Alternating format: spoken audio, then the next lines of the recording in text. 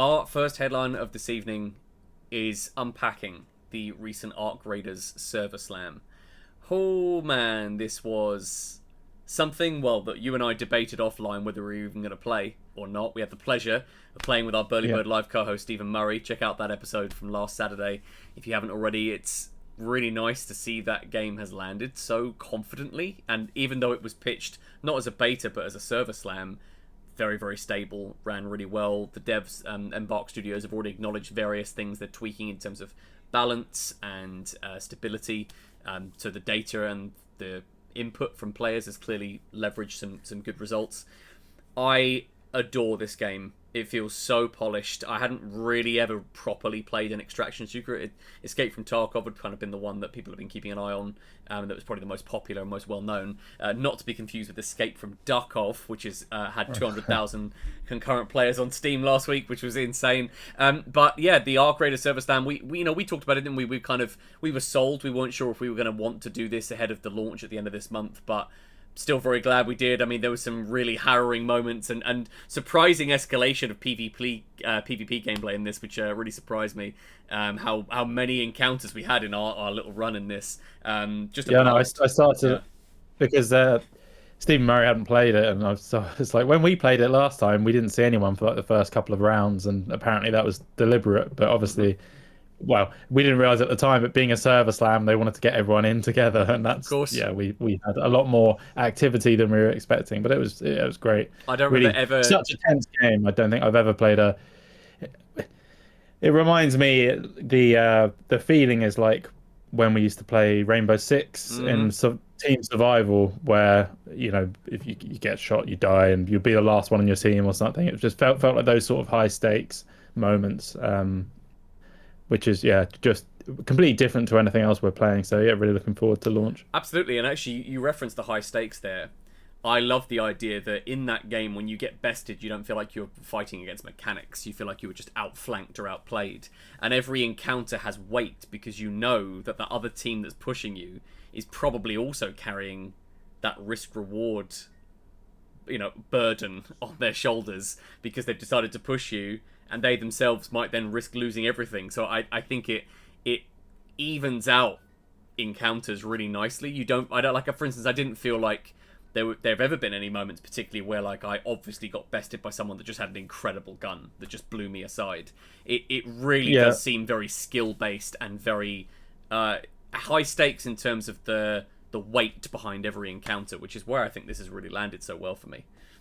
if they can get the balancing, mainly the matchmaking right, because I feel like. There was a moment at the end of our round, and I was thinking, why haven't they pushed us? Hmm. Because they would have killed us quite easily. But at the same time, they're probably thinking like they just wanted to avoid combat. Normally, when we play this sort of game, we would very rarely see people and think, let's engage them, let's be aggressive and push them. And I think that's mainly because we're not that experienced at the game yet, and we haven't played this sort of game to any great extent before. But it was interesting that the people we encountered were not really hyper aggressive, and I think it will kind of depend on how well they do the matchmaking and things to pair people up who are of similar Well, ability. yeah, and having the option of sort of filling or not filling your squad as you'd expect in most sort of battle royale or team-based games.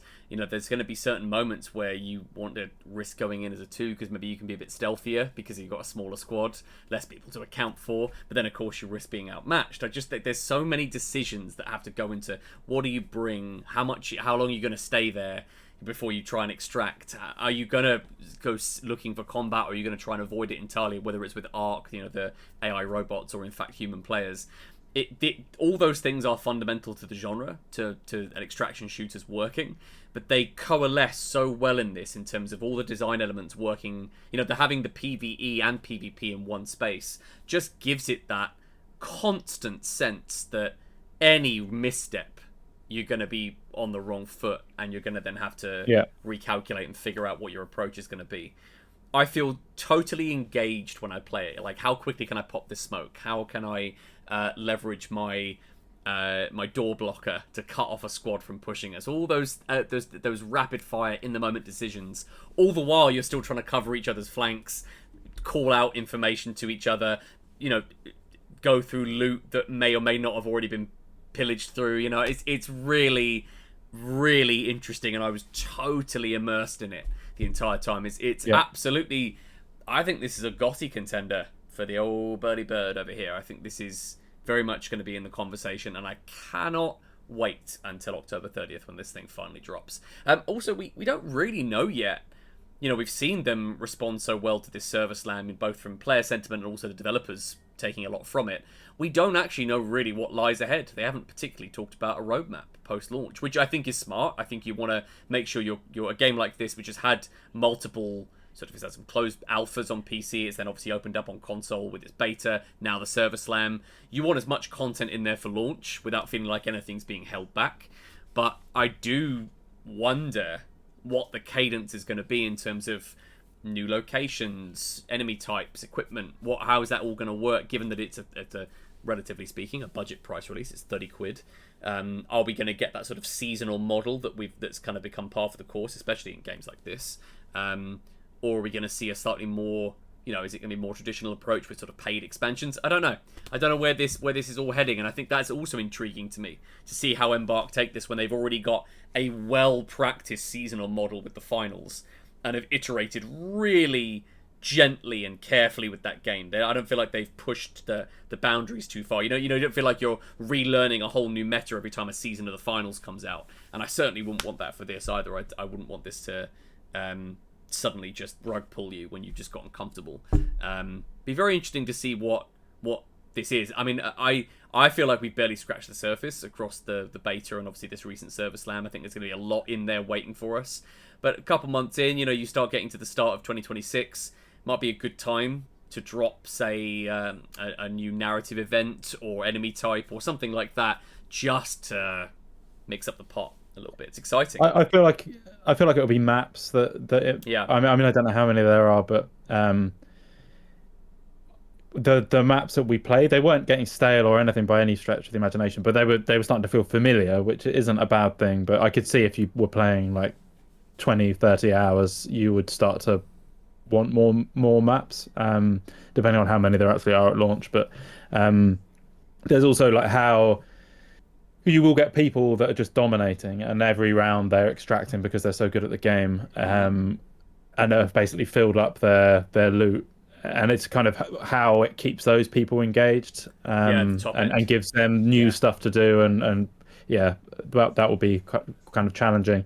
And I think it depends how well they've already built that stuff out as to what they need to do, whether they can focus on, you know, new maps and equipment and, like you said, AI, or if it needs to be it's content for like late game or, you know, high level the end players. game. We don't even know what the end game for this looks like, you know, at this point. And I suppose they've mapped out quite clearly the progression arcs. You know, you can see the various skill trees. You have to pick lanes, don't you? And there's opportunities to respec within that. So there's definitely going to be like not quite the same as, you know, when you prestige in Call of Duty. It's not got quite the same angle, but there is opportunities to rethink your path and respec things. So I do think progression's going to be the big thing that keeps people hooked in and keeps, you know, that repeated loop of wanting to push again, to go for another run and see if you can get, you know, enough XP or enough equipment to unlock your next level. So expanding that, the skill tree and the progression, I think is going to be really important. Upgrading your little base as well, that, you know, starting with the sending out the chicken, and then building out the different. They looked like there was about 6 or 7 different slots for upgrades and stuff, and that looks like it will take a minute. So that, I think that side of it, that's the main sort of thrust in terms of late game progression. But I'd love to see what end game looks like and what that, you know, how they then move beyond that. The Division games always do a very good job of a really sort of building up to a really strong end game and then having a post end game arc, whether it's, you know, respecking or unlocking new equipment or both. Lots of unknowns here, but that's part of the fun, I think, too, is that I've kind of stayed away from any wikis or gameplay videos that expose some of the other enemy types. I know that we can see the screenshot here, we know there's some huge enemies that we haven't encountered yet, but it's one thing to see a screenshot and it'll be another to discover them in the wild, in the world where we haven't been spoiled for it, and that's very, very exciting. So lots more to come from Burly Bird Media on Arc Raiders. We'll certainly be reviewing it, playing it plenty of times on stream. There'll be opportunities to jump on